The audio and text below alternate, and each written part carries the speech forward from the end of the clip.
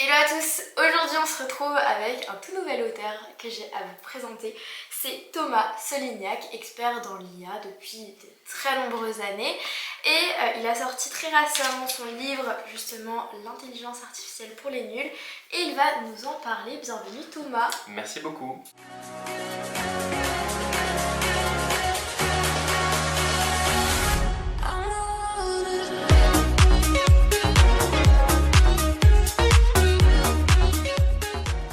Est-ce que tu peux nous dire qu'est-ce que tu fais aujourd'hui, quel est ton métier en tant qu'expert dans l'IA? Ça fait assez longtemps que je bosse sur l'IA, ça a été mon premier coup de foudre quand j'ai commencé à faire des études supérieures. J'étais programmeur à la base, je fais quelques études de philo en parallèle et j'ai toujours aimé mélanger le côté très technique, le côté sciences humaines, philo, etc. C'est très plaisant.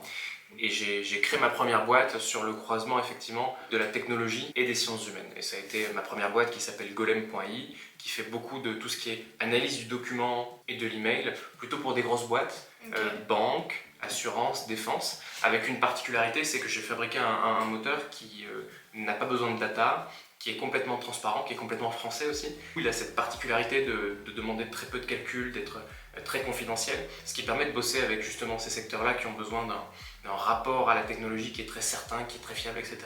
Donc mon histoire de l'IA, elle commence là, et depuis 2 ans, j'ai lancé plusieurs activités. La principale, c'est que j'accompagne des startups, des PME et des ETI, dont le cœur d'activité, c'est pas la tech. On les accompagne sur le fait de mettre en place de l'IA, repérer les enjeux de performance opérationnelle, c'est-à-dire comment on peut avoir un boulot plus sympa au quotidien parce qu'on a de l'IA et plus efficace, mais aussi essayer de se projeter dans un monde où tout est possible avec l'IA, avec la technologie. À quoi est-ce que je sers encore? À quoi est-ce que mon entreprise sert? Quel est son sens profond de sa mission? Dans un univers où finalement l'exécution et toute une partie des métiers qu'on avait l'habitude de mettre au cœur comme étant à la fois une force et une limite de l'entreprise, tout d'un coup deviennent optionnels. Et du coup, quel est le sens, la raison d'être de l'entreprise dans cette réalité-là qui est la nôtre? Et donc t'en es arrivé à écrire un livre justement sur l'IA. C'est bien, tu surfes sur la vague étant donné que l'IA est devenu un sujet, un phénomène tout public. Qu'est-ce qui fait que tu t'es dit vas-y je me lance, j'écris mon livre, je le fais maintenant? La première chose, c'est que j'ai passé beaucoup de temps à enseigner. Je l'ai fait par à peu près une dizaine d'années, je le fais toujours. Je me suis rendu compte que ces dernières années, non seulement l'IA évolue très vite et c'est difficile de suivre, mais en plus on a une lecture un peu tronquée de l'IA. Et en fait j'ai souhaité proposer quelque chose qui soit à même d'équiper intellectuellement. Et je sais que ça peut paraître bête, on se dit voilà, on étudie l'IA puis on comprend ce que c'est. C'est pas vrai. En fait c'est plus compliqué que ça parce qu'aujourd'hui il y a des modes dans l'IA, il y a aussi beaucoup d'idéologie. Et c'est très difficile aujourd'hui de comprendre quel est l'objet de manière neutre, sans être embrumé de toutes ces modes et ces idéologies. L'IA en 50 notions clés pour les nuls, en fait, c'est ça son sens profond, c'est de la pédagogie, c'est de la neutralité, et en fait, c'est la promesse d'équiper chacun du nécessaire cognitivement, intellectuellement, pour pouvoir se défendre sur le sujet et dire ok, moi je suis pour, je suis contre, ça c'est utile pour moi, ça il faut pas que je me laisse dépasser, que chacun en fait puisse rentrer dans ce sujet-là et gagner quelques années plutôt que de se retrouver à courir derrière après coup. Et on le voit bien encore aujourd'hui, pour les personnes qui ont loupé le coche du digital, la vie est difficile quoi. Voilà. Est-ce qu'on peut y retrouver plein de notions?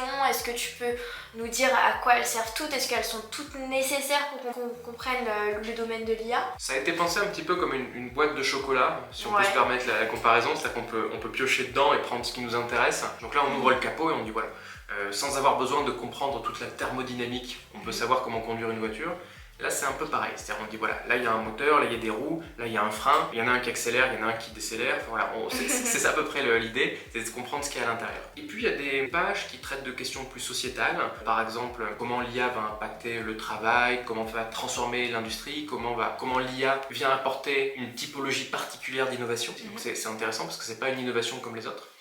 Et il y a aussi des sujets sur certaines industries. Par exemple, est-ce que l'art aujourd'hui est en danger avec l'IA? La médecine et l'IA, c'est intéressant aussi. Voilà. Donc c'est des chapitres qui vont prendre différentes formes, plus ou moins philosophiques, économiques, business, techniques. Et à chaque fois, on s'attache à faire un tour 360 équilibré dans lequel on va avoir aucun superflu. Mais du coup, oui, beaucoup de picking, comme ça on fait du cherry picking, on prend ce qui nous intéresse uniquement. Ce qui est cool aussi, c'est que ton livre, il est vraiment synthétisé, je dirais. On a des définitions, on a des comparaisons entre différents mots plus ou moins techniques. On a aussi différentes opinions ou actualités. Et on a à chaque fois des résumés courts. Et ça, c'est vraiment génial parce que c'est abordable pour toutes les personnes qui ont envie de s'y connaître. professionnel, particulier, de tout, et qu'on n'est pas obligé de lire en fait, comme tu le disais, de A à Z. Et donc justement, pour revenir sur le livre en tant que tel, comment ça s'est passé? Comment tu t'es dit je vais trouver cette idée-là? Avec l'éditeur, comment ça s'est passé avec lui? Quand j'ai écrit le livre, je visualisais le livre sur une table comme ça dans une entreprise avec un manager, un collaborateur, un dirigeant. Et j'ai visualisé vraiment cette personne-là sortir le livre de temps en temps parce qu'il y a un mot qui est sorti en réunion, il y a une problématique, un sujet et la personne a envie de mieux comprendre, de s'informer, etc. Donc je l'ai vraiment vu dans cette mécanique-là. Mais avant ça, effectivement, au tout début du projet, il y a eu beaucoup de versions à ce livre-là. Okay. Il n'est pas apparu direct comme ça en one-shot. Il y a eu une tension entre mon éditeur et moi où on n'était pas d'accord sur plein de choses parce qu'il y a un style propre aussi à la catégorie pour les nuls dans lequel les choses sont bien découpées. Et il y a un style pédagogique qui était bien, qui s'est développé. Et en fait, on a convergé comme ça vers un style qui à la fois soit très petit morceau, c'est-à-dire qu'on peut juste attraper 3 pages et puis ça marche, et dans lequel on retrouve cette qualité pédagogique, de dire voilà, les choses sont amenées progressivement, on enlève de la complexité. Et c'était un vrai défi parce que l'IA, c'est un peu une toile d'araignée. Tous les concepts sont liés à tous les autres. C'est vrai. Et c'est la force de ce livre-là, et c'est pour ça qu'il y a eu une tension dans de la création, une tension positive et créative, qui a permis effectivement de faire apparaître cet objet qui est assez unique, où on arrive à aborder des notions hyper complexes, mais d'une manière qui est finalement très simple et abordable. Moi, c'est ma fierté sur ce livre-là, c'est que au-delà même de mes attentes, je vois des personnes qui sont pas du tout des technophiles initialement, qui connaissent pas du tout le sujet de l'IA ou même pas trop le digital, et à qui ça parle. Ils arrivent sur des chapitres, ils disent ok, celui-là il était un peu compliqué, mais ça m'a intéressé, celui-là vraiment ça m'a passionné, enfin voilà, il y a des réactions différentes.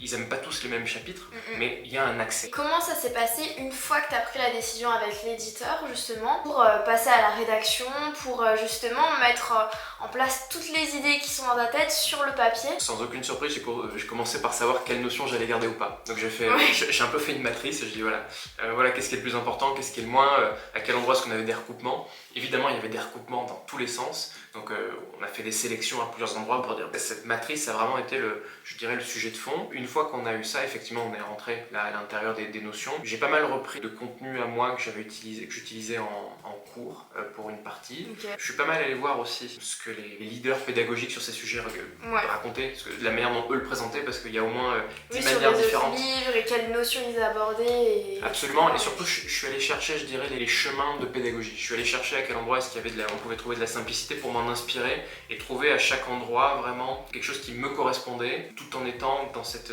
perspective de simplicité, quoi. Et à chaque fois c'était une redécouverte des concepts dans une approche plus simple, plus accessible, et avec cette espèce d'exigence qui, voilà, c'est une exigence d'un profil d'ingénieur qui est de dire je veux pas lâcher de lest sur la justesse, quoi. Et après j'ai pas mal utilisé l'IA aussi, ça m'a pas mal aidé évidemment. On me dit souvent tiens mais est-ce qu'il faut pas de la place de l'humain dans l'écriture quand même? Moi c'est pas la question que je me suis posée, j'y suis allé franco avec l'IA et en fait j'ai un tel niveau d'exigence sur l'écriture, sur le fond, etc. qu'en fait de toute manière la limite de l'IA c'est la limite de mon exigence, quoi. Donc chaque ligne, chaque micro élément a été dans la mesure du possible parce qu'il y a eu beaucoup de passes, mais chaque micro-élément a été validé par moi, mais avec beaucoup d'IA qui m'a aidé à critiquer ce que j'écrivais, à vérifier sa validité, vérifier qu'il n'y avait pas d'ambivalence, proposer des extensions de contenu, m'aider à critiquer le fait que certains éléments étaient plus importants que d'autres ou pas prioritaires, etc. Donc je m'en suis vraiment servi comme une espèce d'élément de contextualisation et de critique permanent pour m'aider effectivement à trouver aussi une sorte de performance à cet endroit-là. Ce qui est important à redire, je dirais, de ce que tu as dit, c'est qu'on peut utiliser l'IA, mais c'est vrai que toi, tu as un level dans l'IA depuis des années qui est assez poussé. Donc tu vois, le fait de faire critiquer l'IA, son texte, etc., quelqu'un de lambda aurait peut-être pas forcément pensé à ça. Il aurait peut-être juste généré du texte point de vue d'une IA, et ça c'est plus mauvais, je dirais, pour le texte et pour ce que tu en fais derrière. Donc ce qui est important à dire, c'est que si vous utilisez l'IA, faut bien savoir comment le faire. Autant utiliser le livre avant pour connaître quelques notions et s'y faire. Mais c'est important de garder justement le contrôle, d'apprendre à se servir de l'IA et de faire appel à de l'humain aussi, donc à vous ou d'autres personnes, parce que c'est très important d'avoir du feedback dessus. Et à la sortie, tout ça, comment ça s'est passé pour toi? J'ai été surpris du fait que très vite il a été bien positionné, d'abord dans les boutiques en ligne, il est assez vite monté dans les premières positions en IA, ce qui est assez chouette. Ce qui m'a le plus marqué, je crois, c'est quand je suis allé le voir pour la première fois en physique. Je suis allé le voir à la Fnac. Chose très amusante, je l'ai regardé comme ça au milieu de tous les autres livres. Et je me suis rendu compte de quelque chose de fascinant. Je me suis dit, mais c'est le seul livre qui n'est pas un pamphlet. Ce n'est pas une tentation de convaincre de quelque chose, ou de convaincre d'une vision du monde, ou de défendre que l'IA c'est ceci, ou c'est bien, ou c'est mal, etc. C'est ni l'un ni l'autre. Et cette position-là, c'est marrant, elle n'existait pas, et c'est assez hallucinant à voir. Et donc depuis le lancement, tu as de bons retours, j'imagine, des gens. Comment ça se passe vis-à-vis de ta communauté? Avec plein de gens qui viennent et qui me disent tiens Thomas, j'ai lu ton livre, ou j'ai lu quelques chapitres, voilà ce que j'en ai pensé, donc c'est hyper agréable, je suis toujours très content d'avoir des retours. Il y a vraiment un plaisir qui m'est communiqué du fait d'avoir des chapitres philosophiques. C'est un des trucs que les gens aiment le plus lire. Ouais, moi c'est ce que j'ai préféré.